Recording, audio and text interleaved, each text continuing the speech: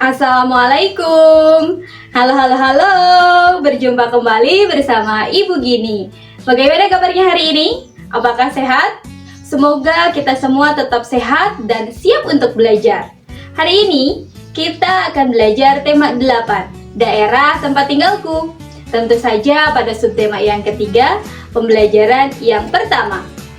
Hari ini kita belajar bertujuan untuk bisa menganalisis, membuat dan menyajikan laporan hasil percobaan.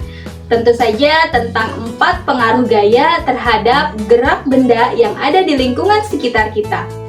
Kemudian, kita juga bisa menganalisis tokoh serta membandingkan watak tokohnya itu. Barulah kita bisa menyajikan hasilnya dalam bentuk visual.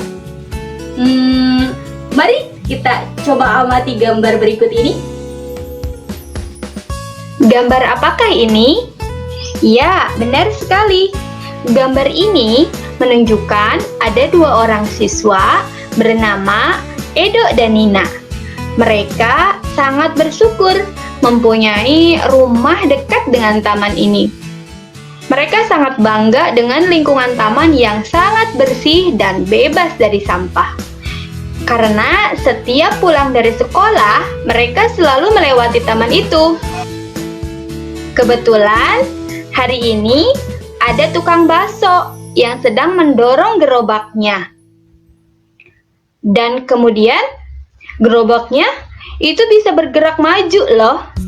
Coba, adakah yang tahu peristiwa ini dapat membuktikan apa ya?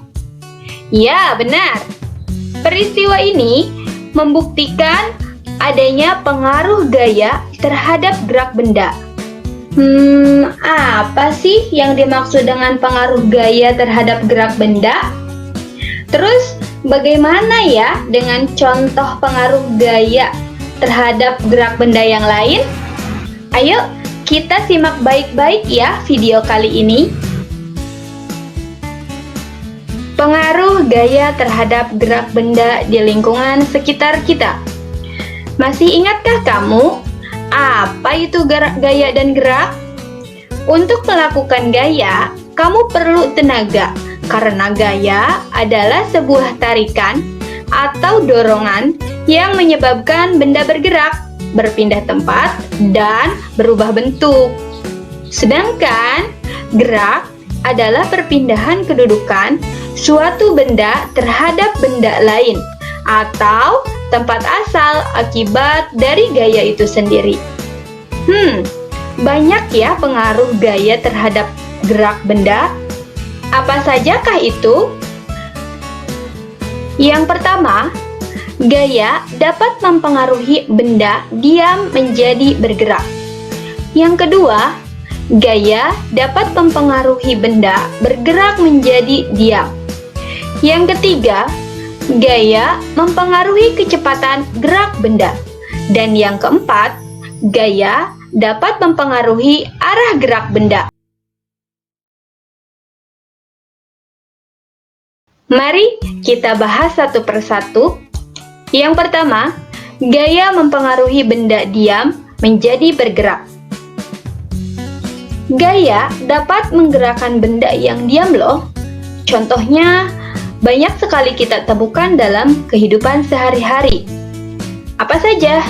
Yang pertama, peristiwa melempar bola.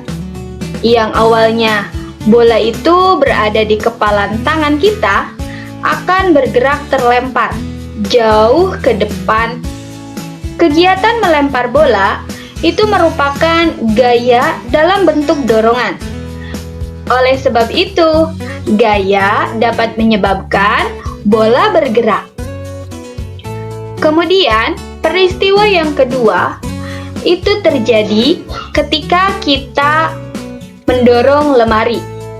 Tentu saja kita menggunakan gaya dorong untuk menggerakkan lemari sehingga posisi lemarinya akan berpindah tempat. Yang ketiga, peristiwa bermain mobil-mobilan juga merupakan salah satu gaya tarik yang dapat mengakibatkan mobil-mobilan bergerak. Dan yang terakhir adalah peristiwa ketika kita membuka pintu. Pada awalnya, pintu itu tertutup. Kemudian kita tarik dan terbukalah pintu itu sehingga bisa bergerak.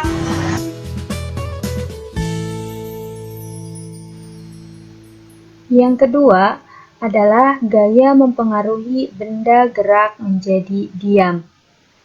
Selain gaya dapat mempengaruhi benda diam menjadi bergerak, ternyata gaya juga dapat membuat benda bergerak menjadi diam loh. Coba, apa saja ya contohnya? Ya, betul sekali. Yang pertama, kita bisa lihat pada gambar bergerak ini. Ada mobil yang sedang direm ketika bertemu lampu merah di perjalanan. Pada awalnya, mobil ini bergerak menuju tempat tujuan pengemudi. Namun, ketika di jalan menemukan lampu merah, maka pengemudi tersebut harus berhenti dan mematuhi peraturan lalu lintas. Oleh sebab itu, pengendara memanfaatkan gaya gesek untuk menghentikan laju mobilnya. Peristiwa yang kedua, bisa kita lihat ada seorang kiper yang sedang menangkap bola saat bertanding sepak bola. Kiper memberhentikan bola yang sedang bergerak menggunakan gaya otot yang ada di tangannya. Sedangkan peristiwa yang terakhir itu terlihat ada yang sedang mengendarai sepeda, kemudian kaget. Tiba-tiba ada seekor ayam lewat, dan otomatis pengendara sepeda akan mengerem dan menghentikan laju sepedanya. Dari beberapa peristiwa ini dapat disimpulkan bahwa memang terbukti bahwa gaya itu dapat mempengaruhi benda bergerak menjadi diam.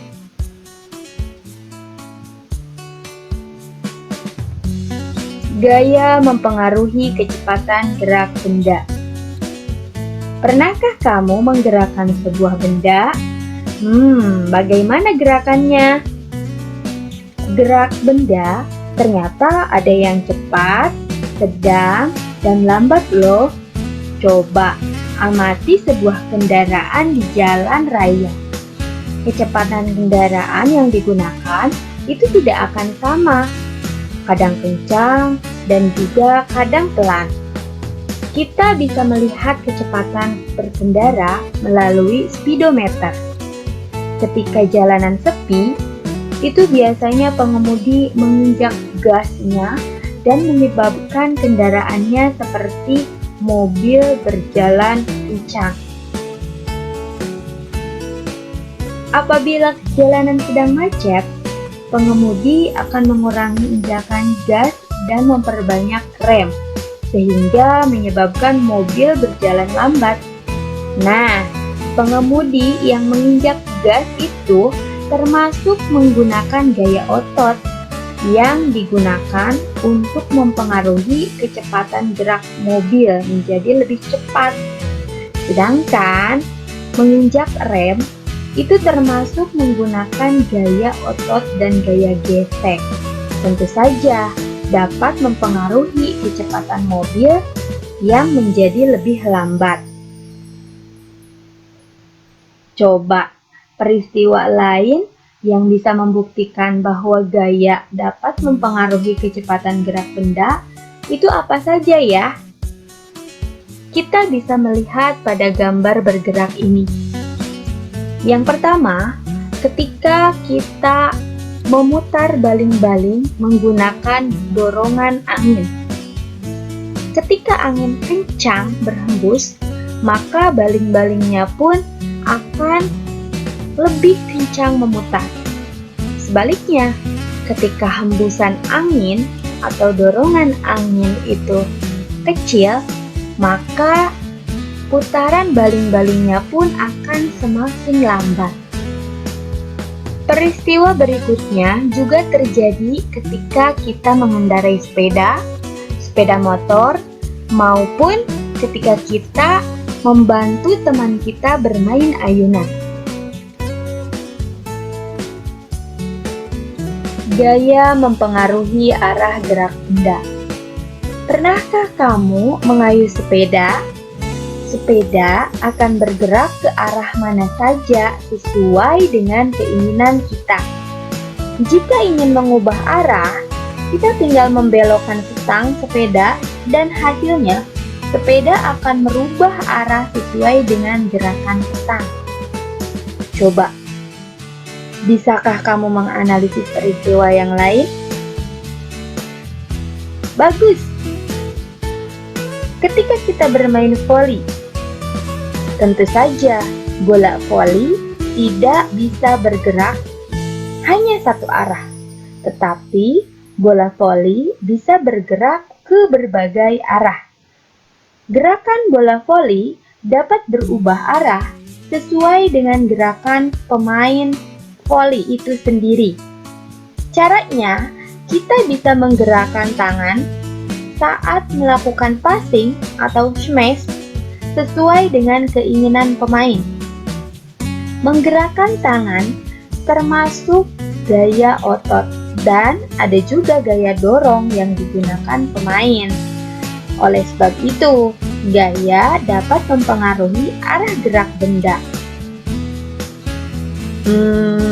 Selain itu, kita juga bisa melihat gambar bergerak. Di sini ada 3 contoh peristiwa yang lain yang bisa membuktikan bahwa gaya itu mempengaruhi arah gerak benda. Apa saja? Ya, hal ini juga terjadi ketika kita mengendarai sebuah mobil, kemudian bermain ski dan bermain layang-layang.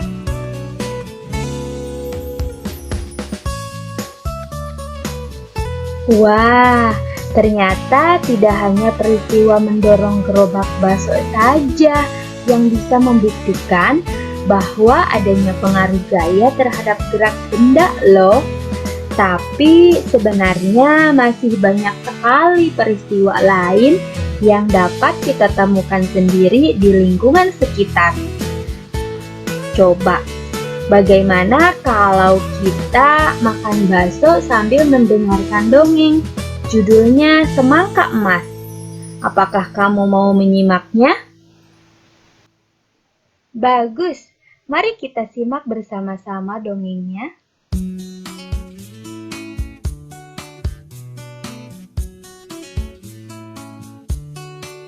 Semangka Emas.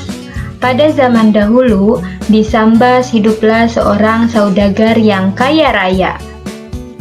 Saudagar tersebut mempunyai 2 orang anak laki-laki. Anaknya yang sulung bernama Muzakir dan yang bungsu bernama Dermawan. Muzakir sangat loba dan kikir. Ia tidak peduli dengan orang-orang miskin. Sebaliknya, Dermawan sangat berbeda tingkah lakunya. Ia tidak rakus dengan uang dan selalu bersedekah kepada fakir miskin. Sebelum meninggal, saudagar tersebut membagi hartanya sama rata kepada kedua anaknya. Maksudnya, agar anak-anaknya tidak berbantah dan saling iri, terutama bila ia telah meninggal nanti. Muzakir langsung membeli peti besi. Uang bagiannya dimasukkan ke dalam peti tersebut. Jika ada orang miskin datang, bukannya ia memberi sedekah, melainkan ia menertawakannya. Adapun Dermawan selalu menyambut orang-orang miskin dengan senang hati. Mereka dijamu makan dan diberi uang karena ia merasa iba. Lama-kelamaan, uang Dermawan habis dan ia tak sanggup lagi membiayai rumahnya yang begitu besar. Ia pun pindah rumah ke rumah yang lebih kecil dan beliau harus bekerja. Gajinya pun tidak seberapa. sekedar cukup makan saja. Tetapi ia sudah merasa senang dengan hidupnya yang seperti ini. Muzakir tertawa terbahak-bahak mendengar berita itu. Tetapi Dermawan tidak menghiraukan tingkah laku abangnya. Suatu hari, Dermawan duduk melepaskan lelah di pekarangan rumahnya. Tiba-tiba jatuhlah seekor burung pipit di hadapannya. Burung pipit itu mencicit kesakitan. "Kasihan sekali, sayapmu patah ya," kata Dermawan. Seolah-olah ia berbicara dengan burung pipit. Kemudian, burung pipit itu diperiksa dan diobati oleh Dermawan. Burung itu menjadi jinak dan tidak takut lagi kepadanya. Sehingga setelah beberapa hari kemudian, burung itu dapat mengibas-ngibaskan sayapnya dan kemudian dia pun terbang. Tapi keesokan harinya, burung itu kembali mengunjungi Dermawan. Di paruh burung itu ada sebutir biji yang diletakkan di depan Dermawan. Dermawan tertawa melihatnya. Biji itu biji biasa saja. Biji itu ditanam di kebun belakang rumahnya. 3 hari kemudian, biji itu tumbuh menjadi pohon semangka. Tumbuhan itu dipelihara dengan baik, sehingga tumbuh sangat subur. Pada mulanya, Dermawan menyangka akan memiliki banyak buah. Tetapi, aneh sekali. Meskipun bunganya banyak, yang menjadi buah hanya ada 1. Ukuran semangka ini luar biasa besar, jauh lebih besar dari semangka pada umumnya. Setelah masak, Dermawan memetik buah semangka itu. Amboi, bukan main beratnya. Ia terengah-engah mengangkatnya dengan kedua belah tangan, sehingga dia segera membelah semangka itu sampai terbelah menjadi 2. Kemudian Dermawan kaget. Ternyata isi semangka itu berupa emas. Dermawan kaget namun menari-nari bahagia. Ia mendengar suara burung mencicit di luar. Dan terlihatlah burung pipit yang pernah ditolongnya hinggap di sebuah tonggak. Terima kasih burung," seru Dermawan bahagia. Kemudian burung itu pun terbang tanpa kembali lagi. Keesokan harinya, Dermawan membeli rumah yang bagus dengan pekarangan yang luas. Semua orang miskin yang datang ke rumahnya diberi makan. Tetapi, Dermawan tidak akan jatuh miskin seperti dulu karena uangnya sangat banyak dan hasil kebunnya sangat melimpah ruah. Rupanya, hal ini membuat Muzakir iri. Muzakir yang ingin mengetahui rahasia adiknya lalu pergi ke rumah Dermawan.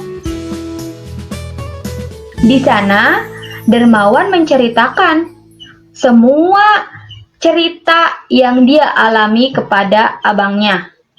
Mengetahui hal tersebut, Muzakir memerintahkan anak buahnya untuk mencari burung yang patah kaki. Namun, sampai 1 minggu lamanya, seekor burung pun tidak ditemukan. Sehingga Muzakir sangat marah dan tidak bisa tidur. Keesokan paginya, Muzakir mendapatkan ide. Diperintahkannya seseorang untuk menangkap burung dengan apitan. Tentu saja sayap burung itu menjadi patah. Muzakir kemudian berpura-pura kasihan melihatnya dan membalut luka pada sayap burung itu. Setelah beberapa hari, burung itu sembuh dan dilepaskan terbang.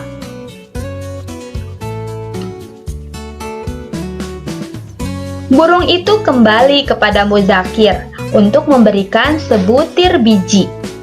Muzakir sungguh gembira.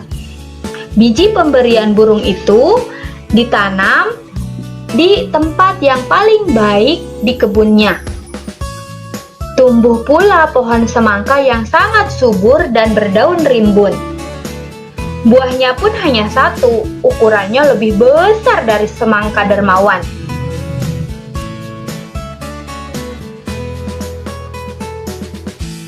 Muzakir segera memanen semangka itu. Kemudian ia membelah semangkanya menjadi dua.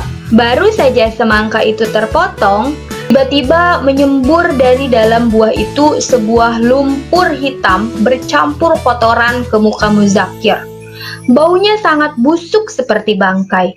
Pakaian Muzakir serta permadani di ruangan itu tidak luput dari siraman lumpur dan kotoran yang seperti bubur. Muzakir berlari ke jalan raya sambil menjerit-jerit. Orang yang melihatnya dan mencium bau busuk itu tertawa terbahak-bahak sampai bertepuk tangan dengan riuhnya karena bahagia. Tamat. Nah, cerita ini termasuk ke dalam cerita fiksi. Apa itu cerita fiksi? Adakah yang tahu? Ya, cerita fiksi adalah cerita khayalan. Di dalam teks fiksi terdapat beberapa unsur intrinsik. Yang pertama, ada tokoh. Tokoh dibagi menjadi dua. Ada tokoh utama dan tokoh pembantu. Kemudian, unsur intrinsik yang kedua adalah latar. Latar adalah keterangan waktu, tempat, dan suasana dalam cerita. Yang ketiga, tema adalah topik yang diceritakan pada cerita fiksi. Kemudian yang keempat ada amanat, yaitu pesan moral dari penulis. Kemudian unsur intrinsik yang kelima adalah watak. Watak adalah sifat atau karakter dari setiap tokoh yang diceritakan. Macam-macam watak. Yang pertama, ada watak protagonis atau baik. Yang kedua, ada watak antagonis atau disebut sebagai watak yang jahat, tokoh yang jahat. Kemudian, unsur intrinsik yang terakhir adalah alur, yaitu rangkaian peristiwa dalam cerita. Sekian video kali ini, semoga bermanfaat untuk kita semua. Ingat, tetap jaga kesehatan dan tetap semangat belajar online. Thanks for watching. Wassalamualaikum warahmatullahi wabarakatuh. See you next time.